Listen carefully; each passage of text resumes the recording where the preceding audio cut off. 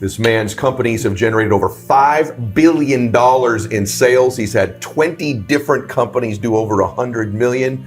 And he is called the entrepreneur's entrepreneur. He's kind of the answer man. So we're gonna get some answers out of this man here today. So Kevin Harrington, welcome. Ed, thank you. Great introduction. I like being here already. It's all true. So that's the good part. I didn't have to make anything up. Thank you for doing this. And I know a lot of you, at the beginning of the year, just so you know, I sent out a list of who are the 20 people you'd most want on my show. And ended up 10 people's names kept showing up over and over, and you were one of those 10 names. Well, and it's great to be here. What a beautiful place to hang out and have a nice talk today. It's a pleasure to have you. An honor, frankly, to have you here. So let's get some answers. Yeah, you want to do that? Okay. Oh, yeah. So let's start out a little bit. I don't want to go all the way back to when you were a kid, because that will take us a long time, right, to go through it. My story takes a long time, so would yours. But you're kind of a Midwest boy, right? Ohio. Yeah. You grew up that way. Did you grow up in an affluent family? I'm just curious. Did you No. So I was one of 6 kids. My dad owned bars, and my mom was a school teacher, and so my father wanted me to be an entrepreneur, though.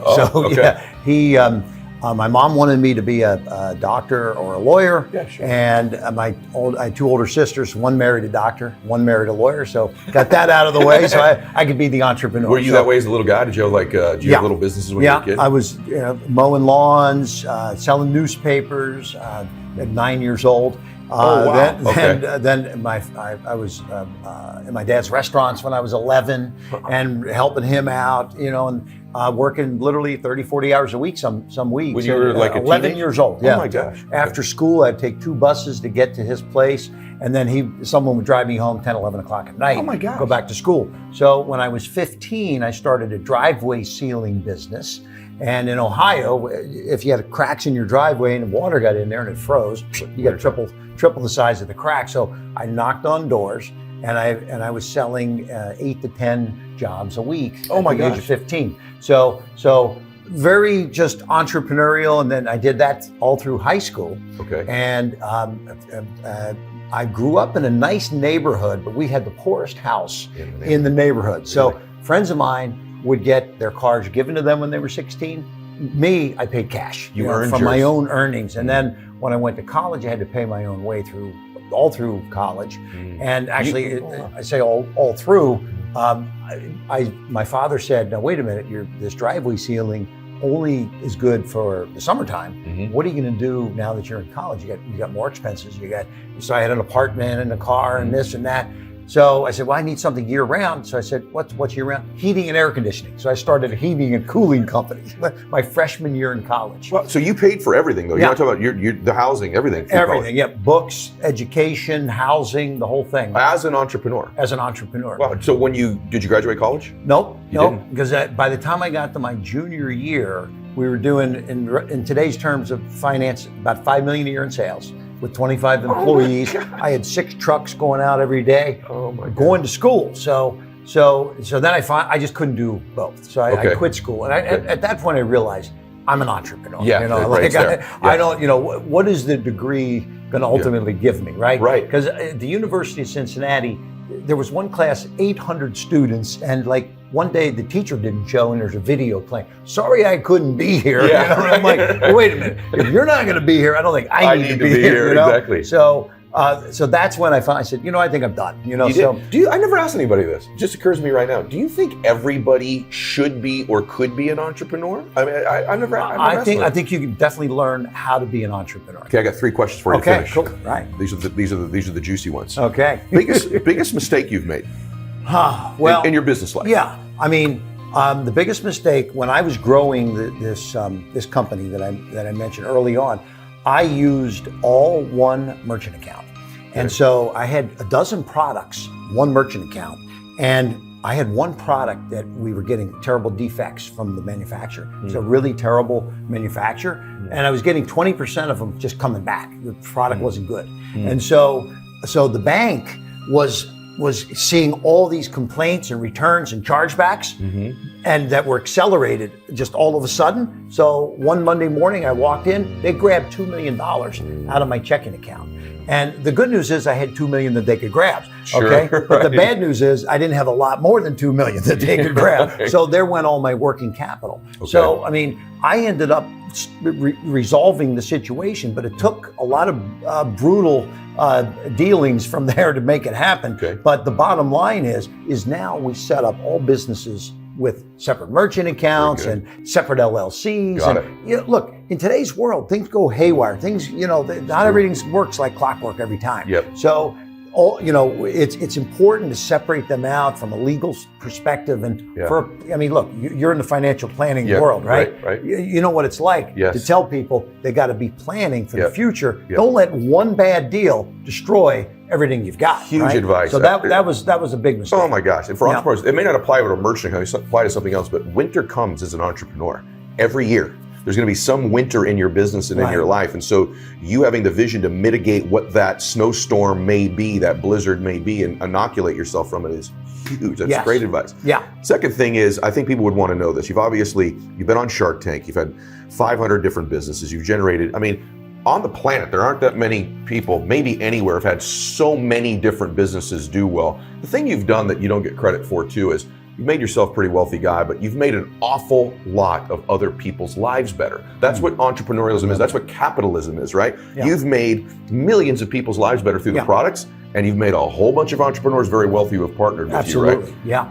Why, I guess, is the question. So that what I mean by that is, what is your great strength? In other words, someone said, I want to be like Kevin Harrington, or there's something in him I need to have. What's your big strength? So, you know, first of all, I think I'll go back to my roots and my upbringing. My mother was an unbelievable mother.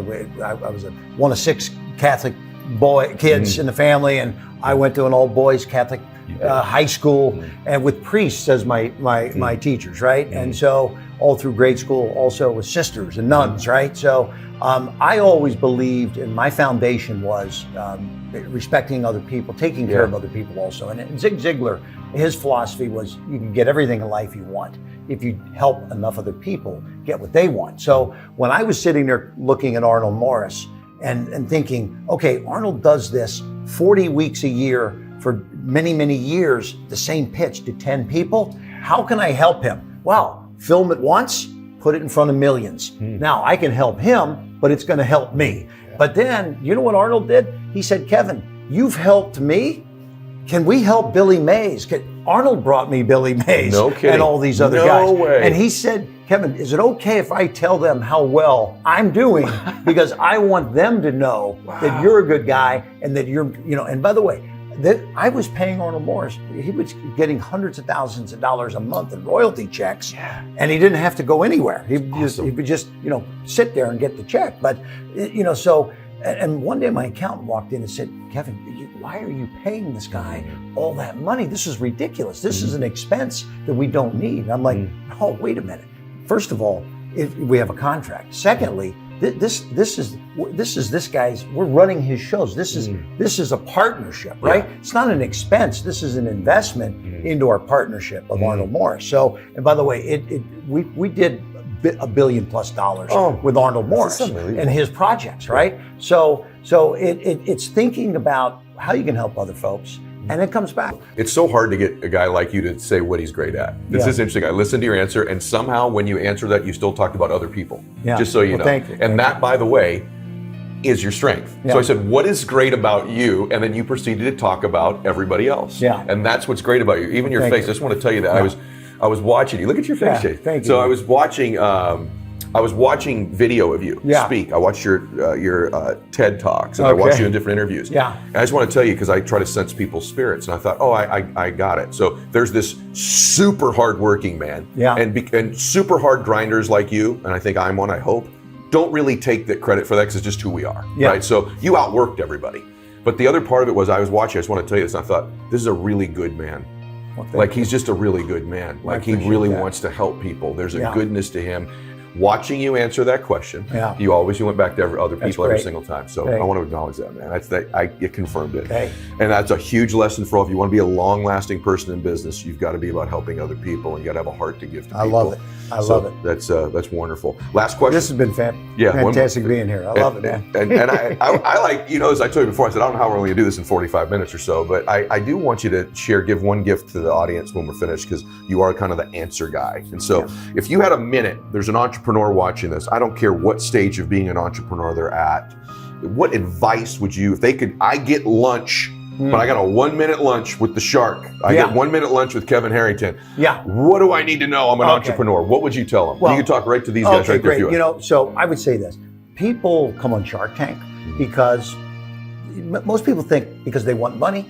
Yeah, they want money, but they actually want to connect with the shark. They want to connect into that Rolodex. So, you know, they want Mark Cuban to be their partner and just open up every connection that he has, and or Mr. Wonderful, or whoever it might be, myself. So I would say to any entrepreneur, because I sit down with so many entrepreneurs one-on-one and give coaching and advice and mentoring, I say, maybe it's not that shark on Shark Tank, but connect with that shark or that mentor in your local market, in your community, in your industry, and don't be afraid to go for the best. I mean, I needed a shark in the beauty business, and I found a retired executive from L'Oreal. He was the former president of L'Oreal, and he joined my team because I needed someone in beauty. And so you got to reach high, go for the best you can get, but build your dream team. Get experts to surround you, get coaches, gurus, mentors, whatever it takes. And even in today's world, I'm surrounding myself now with digital gurus, and these are those 20, 25-year-old kids we're talking about. But you need to surround yourself with the best that you can get, but don't be afraid and think that you can't afford them. Many of these people, they don't even cost a lot or anything if you approach them the right way.